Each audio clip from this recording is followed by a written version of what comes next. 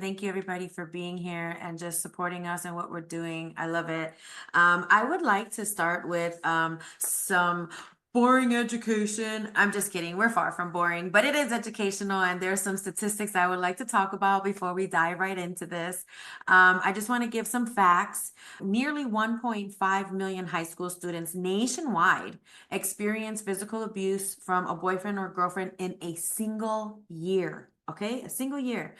Girls and young women between the ages of 16 and 24 experience the highest rate of intimate partner violence, which is almost triple the national average.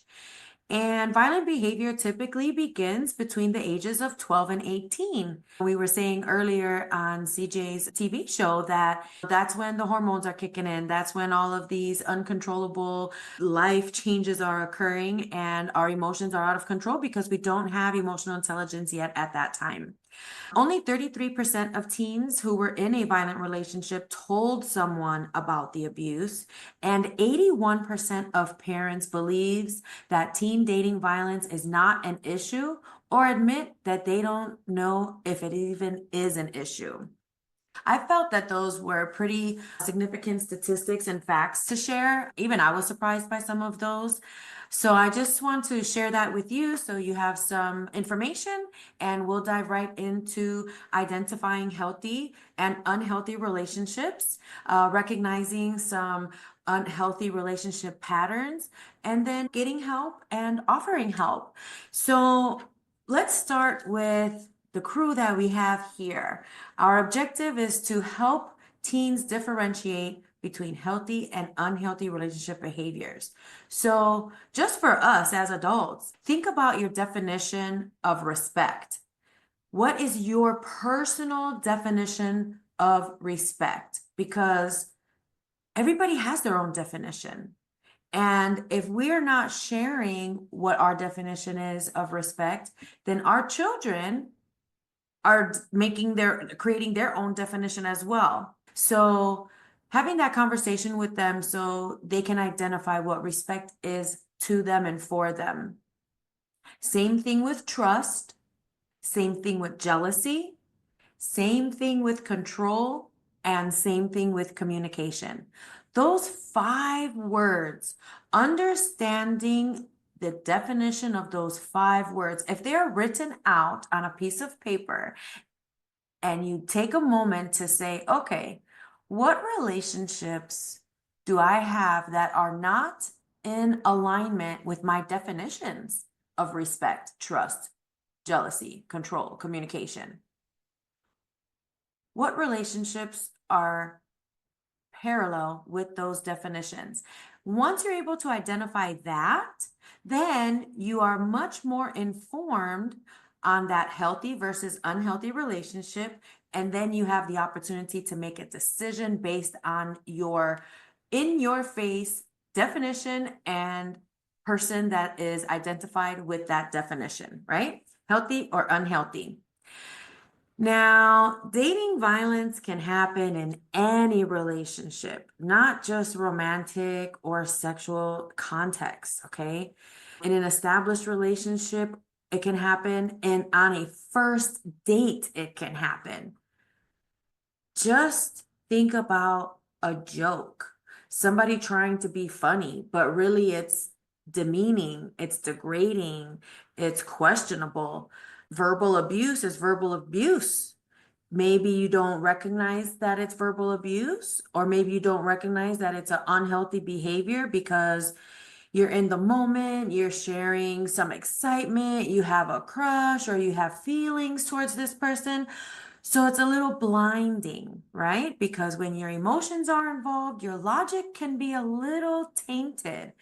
So think about whenever somebody is saying something that comes across questionable, and take a moment to say, okay, why did I feel that way? Was that a negative trigger? Did I feel like it was something personal? Did I laugh? Was it not funny? Did I almost feel like it was insulting or just a little off color? These are the things that you start to ask yourself to learn more about you so that you can start creating the boundaries and thresholds of what you will or will not accept. People will respect you the way that they see you respecting yourself and or others. So that's a great way to teach people without using words on how to respect, is by showing them how you respect yourself. Okay. Dating violence also happens in monogamous relationships, polyamorous relationships, straight relationships, LGBTQ relationships. Domestic violence, dating violence does not discriminate. It can happen to anyone regardless of race, culture, age, religion, income, education level, gender, sexuality. It really doesn't matter. It does not discriminate. Okay.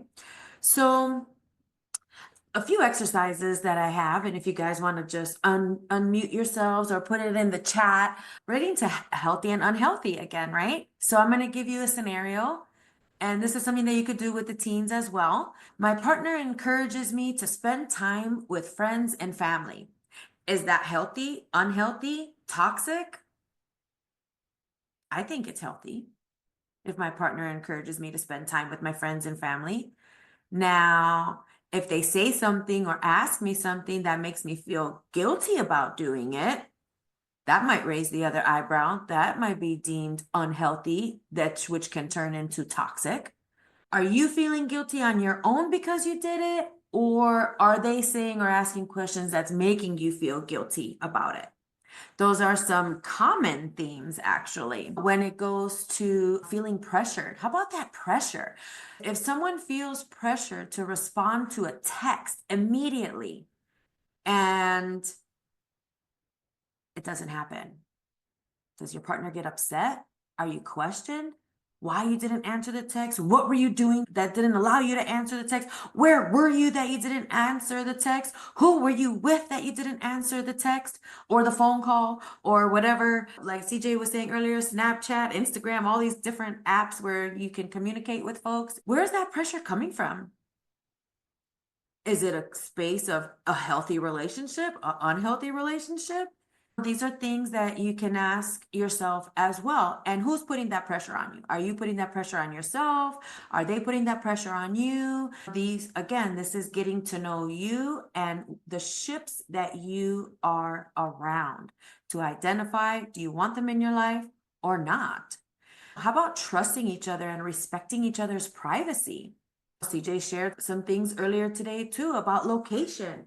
Who has your location? Who's asking you to share your location? Why do they want to see your location? Are they stalking you through cyber options, through these apps, through your just regular standard device? Why would somebody want to know every single step that you're taking and where you're going? Is that healthy? Is that unhealthy? Is it considered the norm? I have seen plenty of teenagers literally stuck on their phone just watching somebody's location. I'm chuckling. It's not funny, but it's odd behaviors to me. Because for me personally, if you trust, you wouldn't need to watch every 5 minutes or 10 minutes or on the half an hour. Where am I? What am I doing? And the two things that go hand in hand is when somebody has your location and you're sharing that location, and then now here comes the text messages and then the questions, right? I see where you're at. How come you're not answering my text? I see where you are. Who are you with? I see where you're going. Why aren't you responding? Healthy, unhealthy, toxic. These are all things that can and become something that falls under that domestic violence umbrella. Okay. What else do we have here? How about, I had mentioned jokes earlier, right? So if your partner puts you down and then says, it's just a joke. I didn't say that you're fat. I just said that shirt makes you look as if you're fat. Okay, what? How did that make you feel? And why did they even go there? Sometimes you're being tested. What are you willing to take? What are you willing to accept? How mad are you going to get? What does it look like when you're mad? How fast are you going to forgive? These are things that unfortunately you really don't know until you're getting there. But with this information that we're providing today and how we're putting these activities together and this food for thought together will help better bring that awareness. So when it happens, it can be, like I said earlier, that light that goes off and says, okay, this was not cool. Let me figure out how I want to address this. And then also, what play or what part do you have in that? Is that joking one-sided? Does it go both ways? Is it considered banter? Or like horseplay? It's fun until somebody gets hurt.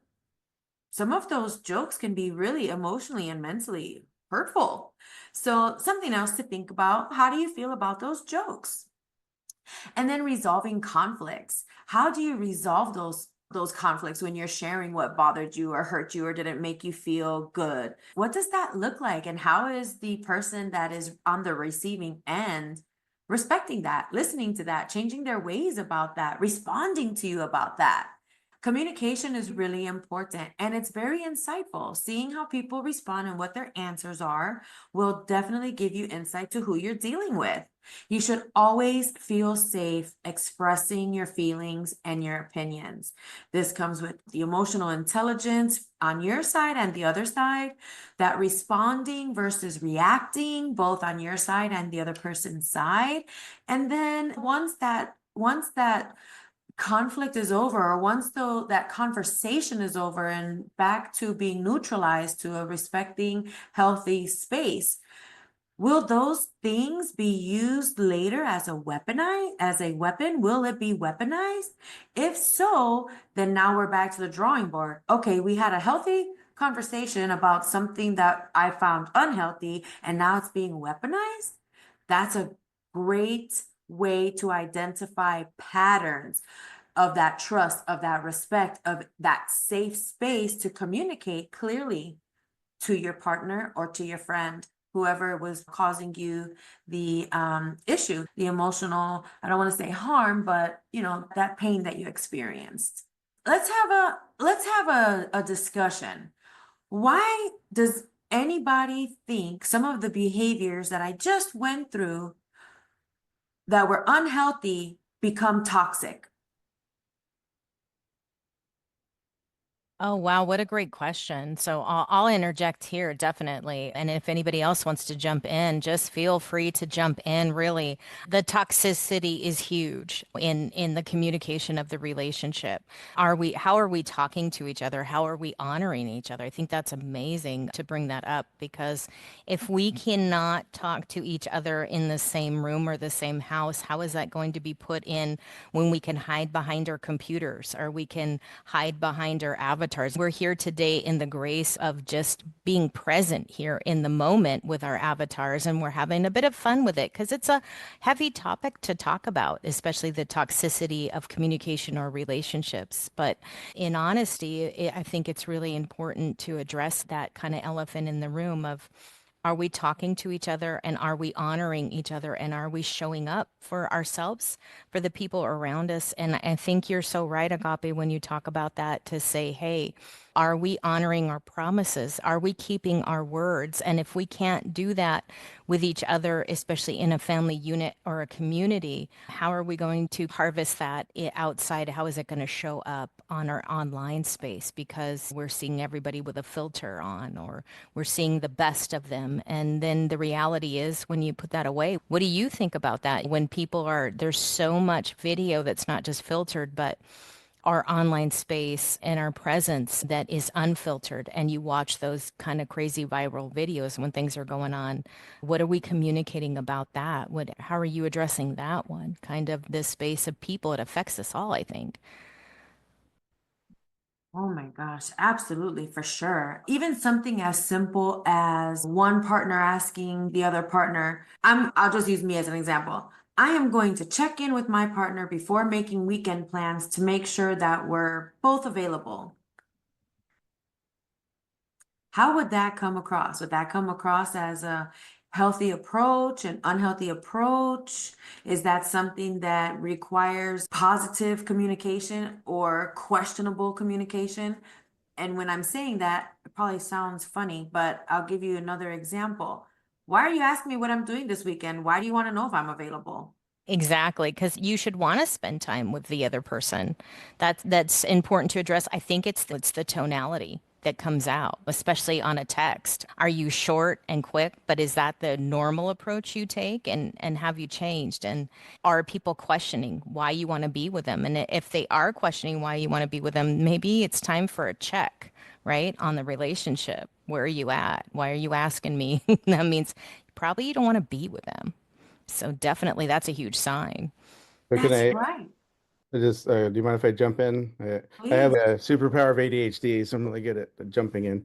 But so Agape, I really appreciate you like giving the examples because like when I was living, and I'm sure anyone that's been through trauma, you don't realize like when you're in the situation like what positive is a lot of times, right? Because you're attracting other people, usually, at least I did, that also are going through trauma, and you didn't actually know what healthy looked like.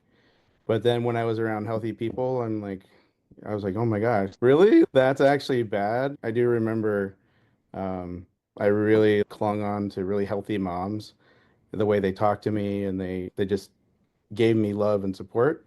And I'm sure that happens otherwise, but I do think if we're able to really show that to other people, be the genuine, authentic, loving people to people, then they'll go, man, maybe I shouldn't be listening to that. So I just wanted to jump in. I really appreciate you doing that. What's healthy? What's not healthy? So it's, yeah. Thank you. Thank you for sharing that because, yes, I agree with you 100%. Sometimes, as most of the time, or all of the time, as children, like I was saying, original source of violence, that means that you had no choice on your upbringing. That's what you were exposed to. That's what you saw. That's what you started to believe is the norm. And it's not until you're exposed to the opposite that you realize, oh my gosh, there's another side to this. This isn't normal. This is actually unhealthy. Then it's just like this whole other side opens up in your mind and your emotions because now there's a sense of hope that can turn into influence, that turns into drive, motivation, and purpose to become the other side, the healthy side, the person that does not want to continue that unhealthy, negative, or abusive behaviors. Absolutely. Yes. Okay, so let's talk about another one. Say that your partner gets angry because you're talking to a classmate or a coworker, a neighbor, someone at a networking event, and then tells you to stop. What would that be all about? Obviously, that would fall under that like jealousy, possessiveness, and it's not because they love you. It's not because they're protecting you. There's a form of jealousy there, which is, I'm going to keep looping back to those 5 words I used earlier: respect, trust, jealousy, control, communication. That's what all of these examples and topics and conversation is about. Those 5 words that are that you have your own definition towards. So somebody getting angry because you're talking to someone else, that is a bit on the questionable side. Obviously, it all depends on the scenario. Are you respecting yourself while you're communicating with these other individuals? And if so, then obviously their insecurities or their jealousy is what is really showing itself, especially in that public setting. When you do not know how to control your emotions, it's not when you don't know how to control your emotions, you are reacting. You are not responding. Reaction to, in my personal understanding and belief, reactions is you're not even thinking, you're just reacting. Responding is where you're taking a moment and getting through that thought process, and you're really approaching that individual with kindness and respect to communicate what you're feeling or thinking, so that dialogue and that communication stays healthy as well. Because when there is understanding, then there is a respect on both sides. I hope that makes sense. Oh gosh, yes, absolutely. Because the jealousy comes into also play with friends and family, not just a relationship, right? How are you talking to the people around you, but then bringing that to the person that you're upset about? I've been there, done that. Hey, at a networking, who are you talking to? Especially with 2020, right? The vid hit and it was like, you're home. You have nowhere to go. You're stuck at home and everybody's in your business. You can't just get on the computer and thank goodness for backgrounds and the ability to edit stuff and avatars because you never know who's running around in the background or what dog's howling. But when you take that in there into accountability and just say, hey, wow, what is really going on here? It's a check to say, if I'm on here and I'm on camera and I'm talking to 10 or 20 other Toastmasters, even when I was on at the Toastmasters meeting, what are you doing? Who are you talking to? I tell you what I'm doing. I tell you who I'm talking to, and we had to be home. We were never home together. And now it's like we're all stuck in one spot. It's like you got locked in. And now it's like, what a change in the dynamic. Have you seen a major shift, I'm sure, Agape, in since 2020 when that hit? Because now it's recorded. You can't hide from that. You got the receipts there of what really is going on. So the statistics are hitting. So have you seen like a big uptick on that? Oh my gosh, absolutely. As a matter of fact, the results came out not too long ago. February, actually, of 2020 was the highest in history. The amount of calls that came in to the national hotline for domestic violence.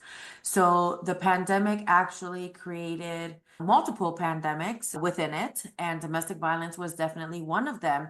And that will definitely lead me into some other statistics as it relates to the children and teenagers, right? So if you're in a unhealthy, toxic environment at home, and now the kids are at home, okay, 1 in 15 children are exposed to the domestic violence, and 90% of them are eyewitnesses. So if you think about that, those milestones in adolescence through teenage years, when you're out of development, when this is what you're exposed to, you're taken out of your environment at school where you have your peers and all of that to being at home, and now your parents are feeling so much stress and so much pressure because they have to do their job. They have to be your teacher, they have to be your chef, the nurse, the engineer, the janitor. Oh my gosh, the stress level on the parents, and then them not having the emotional intelligence to deal with themselves, and then the child just being there. It is such a hard pill to swallow and even accept when I put that potential scenario as a visual, whatever that looks like to you.